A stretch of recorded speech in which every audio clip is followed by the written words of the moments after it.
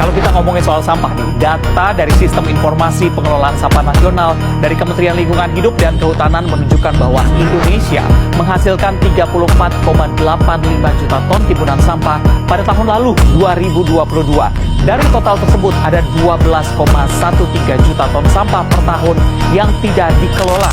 Penggunaan kantong plastik semakin hari semakin mengkhawatirkan. Oleh karena itu, pengendalian penggunaan kantong melalui penerapan cukai diharapkan dapat segera terrealisasi. Jalan-jalan ke Dispora, jangan lupa membawa argumentasi. Salam hormat dari kita semua. Izinkan kami memperkenalkan diri. Assalamualaikum warahmatullahi wabarakatuh. Salam sejahtera untuk kita semua. Shalom, Om Swastiastu, Namo Buddhaya, dan salam kebajikan. Yang mulia Dewan Juri yang arif dan bijaksana, perkenalkan kami dari tim Lasinrang. Saya Alfiah selaku pembicara pertama yang akan menyampaikan opening statement. Adapun kedua rekan saya, Diva Nurfatila selaku pembicara kedua dan Ayu Wijeningsih selaku pembicara ketiga yang akan menyampaikan argumentasi penolakan kami terhadap mosi perdebatan kali ini, yaitu Dewan ini setuju terhadap kebiasaan menggunakan lunchbox dan tumbler dengan membawa bekal untuk mengurangi penggunaan plastik. Dewan juri yang terhormat, status quo mosi perdebatan kali ini yaitu bermaksud untuk mengkaji dan menganalisis terkait apakah kebiasaan menggunakan lunchbox dan tumbler dengan membawa bekal mampu mengurangi sampah plastik. Namun sebelum melangkah lebih jauh, perkenankanlah kami untuk terlebih dahulu menguraikan latar belakang lahirnya mosi perdebatan kali ini demi terciptanya perdebatan yang akademis, komprehensif, dan dapat dipertanggungjawabkan. Dewan juri yang terhormat, mosi perdebatan kali ini berakar pada meningkatnya kuantitas penggunaan plastik yang terus terjadi setiap tahunnya. Secara de facto, berdasarkan data dari Direktorat Jenderal Pengendalian Pencemaran dan Kerusakan Lingkungan mencatat bahwa estimasi total sampah plastik di Indonesia berada pada angka 490.000 ton. Hal tersebut pun pada akhirnya menempatkan Indonesia sebagai negara kedua penyumbang sampah plastik terbanyak di dunia. Oleh karena itu, dalam merespon hal tersebut, tercipta kebiasaan masyarakat berupa menggunakan lunchbox dan tumbler dalam membawa bekal guna mengurangi sampah plastik. Secara definitif, lunchbox atau kotak makan adalah wadah yang digunakan untuk menyimpan dan membawa makanan dari rumah untuk dikonsumsi di tempat lain seperti di sekolah, kantor, atau selama perjalanan yang pada umumnya terbuat dari bahan plastik. Sedangkan tumbler adalah wadah atau botol minuman yang dirancang untuk menyimpan dan membawa minuman, baik minuman panas maupun dingin, dan pada umumnya terbuat dari bahan plastik, stainless steel, atau kaca. Namun, kebiasaan tersebut justru menimbulkan ambiguitas mengenai apakah kebiasaan menggunakan lunchbox dan tumbler dengan membawa bekal mampu mengurangi penggunaan plastik atau justru sebaliknya. Dalam hal ini, kami secara tegas, lugas, dan mantap menyatakan bahwa kami tidak setuju terhadap mosi perdebatan kali ini dengan berdasarkan pada 3 argumentasi utama, yaitu yang pertama, secara yuridis, kebiasaan menggunakan lunchbox dan tumbler tidak ditopang dengan kebijakan yang sistemik dan futuristik seperti regulasi yang ketat dan distribusi plastik yang minim, sehingga kebiasaan tersebut justru tidak mampu mengurangi penggunaan plastik. Kemudian yang kedua, secara sosiologis, kebiasaan masyarakat dalam menggunakan lunchbox dan tumbler tidak didasarkan pada tujuan untuk mengurangi sampah plastik, namun kebiasaan tersebut justru dikemas untuk mengikuti tren, menunjukkan gaya hidup sehat atau membawa bekal yang lebih praktis, sehingga kebiasaan tersebut justru tidak memiliki jaminan dan efektivitas dalam mengurangi sampah plastik. Dan yang ketiga, berdasarkan studi komparasi, terdapat beberapa negara yang telah menerapkan kebiasaan menggunakan lunchbox dan tumbler namun tidak dapat menurunkan tingkat penggunaan plastik seperti Korea Selatan, Inggris, dan Amerika Serikat. Dewan juri yang terhormat, izinkanlah kami untuk membuktikan bahwa kebiasaan menggunakan lunchbox dan tumbler dengan membawa bekal tidak mampu untuk mengurangi penggunaan plastik, yaitu pertama, perlu kami tekankan bahwa penyebab tingginya penggunaan plastik di masyarakat disebabkan mudahnya dalam memperoleh plastik dengan harga yang lebih murah, sehingga dari faktor tersebut menjadikan masyarakat cenderung menggunakan plastik secara berlebihan dan membuangnya setelah 1 kali penggunaan. Mengapa hal ini terjadi? Sebab tidak ada regulasi yang ketat untuk mendorong industri dalam berinovasi dan mencari alternatif bahan yang lebih ramah lingkungan, seperti bahan yang dapat didaur ulang atau biodegradable, yang lebih berkelanjutan dan bersifat jangka panjang. Sementara esensi dari suatu regulasi sejatinya dapat menjadi social engineering untuk merubah perilaku masyarakat dalam mengurangi penggunaan plastik.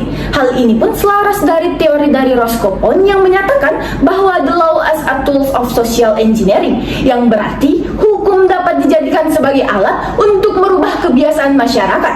Tanpa tekanan dari kebijakan pemerintah, penggunaan plastik akan terus meningkat akibat biaya yang lebih rendah dan kemudahan dalam produksi dan distribusi. Sehingga Dewan Juri yang terhormat, logikanya adalah bagaimana mungkin kebiasaan menggunakan lunchbox dan tumbler mampu mengurangi penggunaan plastik, sementara akar permasalahan terhadap status quo saat ini tidak terselesaikan dan tidak ditopang dengan kebijakan yang sistemik dan futuristik.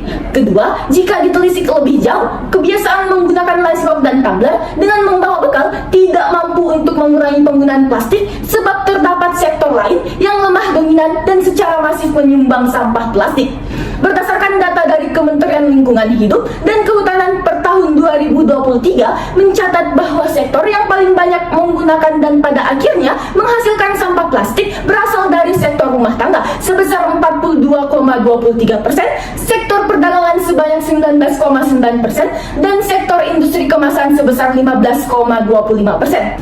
Poin yang ingin kami tekankan dalam konteks ini ialah kendati pun terdapat kebiasaan menggunakan lunchbox dan tumbler, akan tetapi hal tersebut tidak memiliki pengaruh signifikan dalam menekan sampah plastik sebab terdapat pembiaran terhadap sektor-sektor yang pada hakikatnya selama ini menjadi sektor yang menggunakan plastik secara masif. Selain itu, Dewan Juri yang terhormat, secara sosiologis, kebiasaan masyarakat dalam menggunakan lunchbox dan tumbler tidak didasarkan pada tujuan untuk mengurangi sampah plastik. Namun, kebiasaan tersebut justru dikemas untuk mengikuti tren, menunjukkan gaya hidup sehat, atau membawa bekal yang lebih praktis.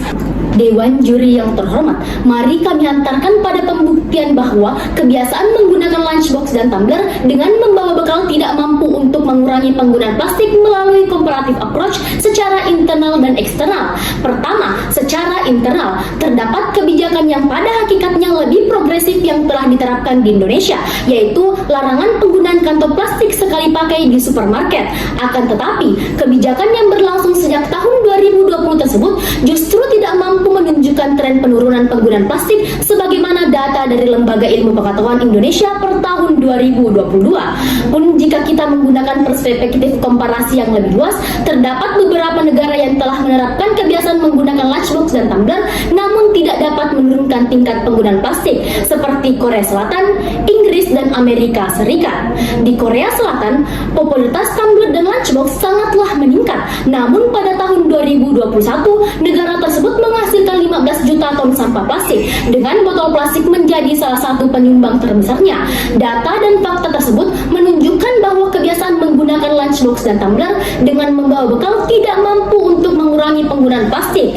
Dewan Juri yang terhormat, kami pun tidak menafikan bahwa tidak ada kebijakan yang sempurna. Akan tetapi, public policy yang diterapkan harus didasarkan pada kebijakan yang bersifat sistematik, komprehensif, dan kumulatif. Oleh karena itu, proposal yang kami tawarkan dalam mengurangi penggunaan plastik didasarkan pada konsep 3R, yaitu reduce, reuse, dan recycle.